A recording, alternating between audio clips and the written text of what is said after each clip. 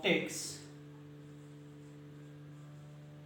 पढ़ाने वाला हूँ और मैं इसमें बात करूँगा reflection of light.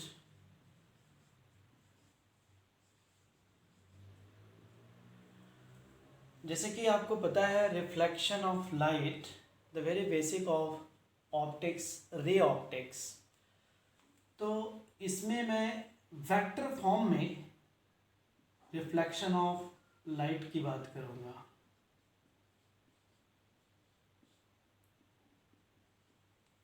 So heading for today is reflection of light in vector form। आप एज्यूम कर लो कि एक मिरर है, this is a plane mirror, और नॉर्मल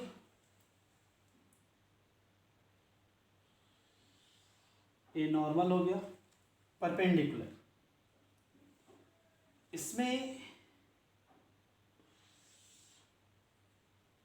ऐसे एक रे ऑफ लाइट इंसिडेंट हो रही है, नॉर्मल के साथ थीटा एंगल इंक्लाइंड है। आप ये भी जानते हैं कि रिफ्लेक्शन जो है, जितने एंगल पे इंसिडेंस होगी नॉर्मल के साथ रे, एग्जैक्टली सेम एंगल से रिफ्रैक्टेड रे नॉर्मल के थ्रू पास होगी। So refracted ray must be passes along this with an angle of theta. Here this is a point of incidence O ले लिया। अब यहाँ पे हमें वेक्टर के फॉर्म में बात करनी है, तो आप एज्यूम कर लो m cap, m for mirror, cap unit vector. So mirror के टेंजेंट में जो वेक्टर है यूनिट वेक्टर वह m है, सो m कैप। इससे नॉर्मल जो है ये यूनिट वेक्टर n कैप हुआ normal. Here I, capital I, this is incidence रे के अलोंग यूनिट वेक्टर। रिफ्रैक्टेड रे के अलोंग यूनिट वेक्टर जो है ये r कैप है, रिफ्रैक्टेड रे के अलोंग यूनिट वेक्टर। अब यहाँ पे हमें INR में रिलेशन बतानी है।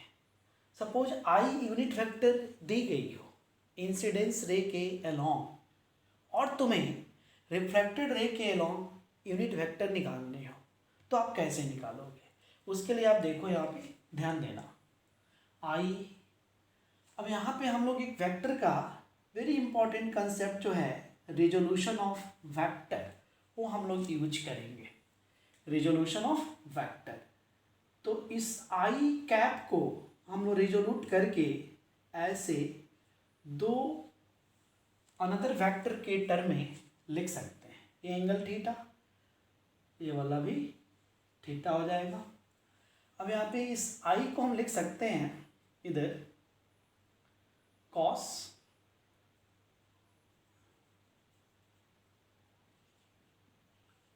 साइन थीटा, इधर कॉस थीटा। इसी तरीके से रिफ्रैक्टेड रे के अलोंग जो यूनिट वेक्टर है इसको भी आप रिजोल्यूट कर लो।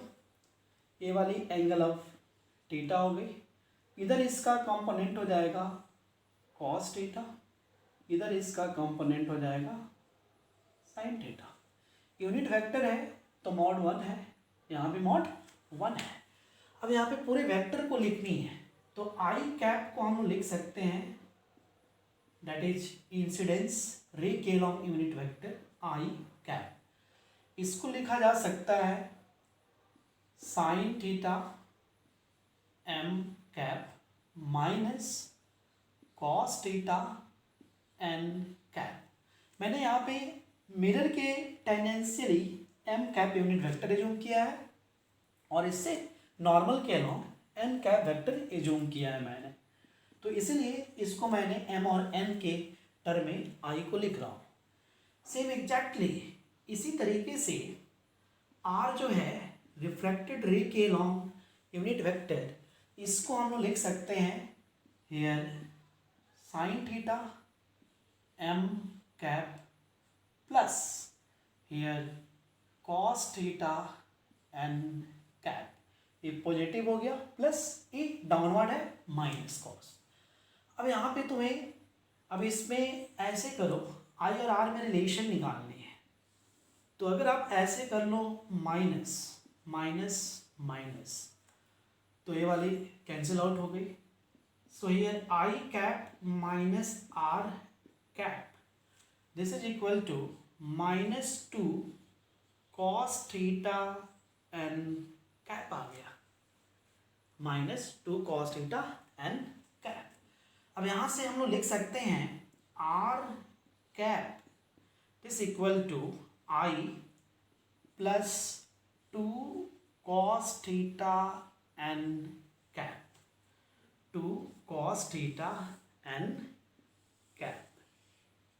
अब देखिए, अब यहाँ पे जो है ए थीटा आया कॉस थीटा। अब तुम्हें थीटा की वैल्यू निकालनी है, थीटा की वैल्यू तो दिया नहीं जाएगा, तो थीटा की वैल्यू अब यहाँ पे तुम्हें आई और एन से निकालनी है, वेक्टर का यूज करना है। अब अगर देखो तो आई वेक्टर ऐसे है, एन वेक्टर ऐसे है, तो इन दो वेक्टर के बीच की जो एंगल बन रही है, यहाँ पे ए एंगल बन रही है आई और एन कैप के बीच में, और ये एंगल जो है that is 180 minus theta, pi minus theta. अब इन दो वेक्टर का, यूनिट वेक्टर्स का आई और एन का डॉट प्रोडक्ट अगर करें तो तुम्हें कॉस की टर्म में मिलेगा, I vector dot N vector, this is 1 into cos pi minus theta, pi minus theta ये हो जाएगा minus cos theta. So cos theta की जो वैल्यू आई वह हो गई minus I vector dot N vector. अब यहाँ से तुम्हें कॉस थीटा का वैल्यू मिल गया, यहाँ आर का वैल्यू मिला था। अब इन दोनों से हम लोग आर की वैल्यू लिख सकते हैं। So here now R cap this is equal to here I cap -2 I dot N, ये हो गया आपका R cap, means unit vector along reflected ray, यही है आपका। अब यहाँ पे एक वेरी इंपॉर्टेंट कंसेप्ट है जो मैं अभी आपको बताने वाला हूँ। इस इक्वेशन को आप ध्यान से देखो, इस इक्वेशन को आई माइनस आर ये दो वेक्टर का डिफरेंस है, और इन दो वेक्टर का डिफरेंस एन के टर्म में मिल रहा है। कॉस थीटा एक कांस्टेंट है, एन के टर्म में मिल रहा है। इट मीन्स ये वाली इक्वेशन जो है I R -2 cos theta N, इन तीनों में एक रिलेशन बता रहा है, और बहुत ही इंपॉर्टेंट रिलेशन बता रहा है। आप ये भी जानते हो कि दो वेक्टर, अगर दो वेक्टर ऐसे हैं इंक्लाइंड, तो इन दो वेक्टर का रिजल्टेंट हमेशा इसी के प्लेन में ऐसे होगा, एंगल एक कुछ भी हो सकता है। इट मीन्स आई और आर जो है इन दो वेक्टर का रिजल्टेंट एन के टर्म में मिल रही है। तो यहाँ से प्रूफ हो रहा है कि आई आर और एन तीनों एक ही प्लेन में है, और यह लॉ ऑफ रिफ्लेक्शन है। तो एक वेरी सिंपल सी इक्वेशन से यहाँ से हमें लॉ ऑफ रिफ्लेक्शन भी प्रूफ हो रही है। अगर आई वेक्टर दी जाए तो हम R vector, unit vector along reflected ray easily हम लोग फाइंड आउट कर सकते हैं। चलो मैं एक क्वेश्चन डिस्कस करता हूँ जो जेईई मेंस में एक बार पूछा हुआ था। आई वेक्टर दी गई थी, इंसिडेंस रे के अलोंग